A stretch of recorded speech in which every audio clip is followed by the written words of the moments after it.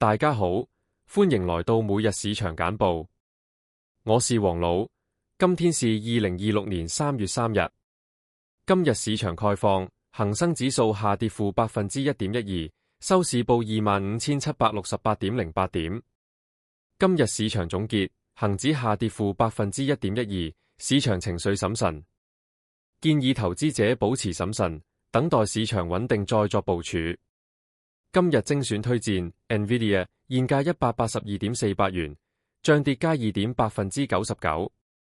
關於 NVIDIA 今日走勢上升，表現優於大市，投資者可以留意其在行業中的地位和基本面表現。建議投資者自行做好功課，謹慎評估風險。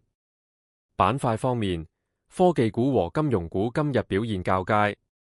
其他熱門股票方面，騰訊下跌負0.68%，阿里巴巴下跌負1.17%，匯豐銀行下跌負2.79%，長江基建上升加0.06%。如果你喜歡這個影片，請按讚、訂閱、分享。我們下期再見。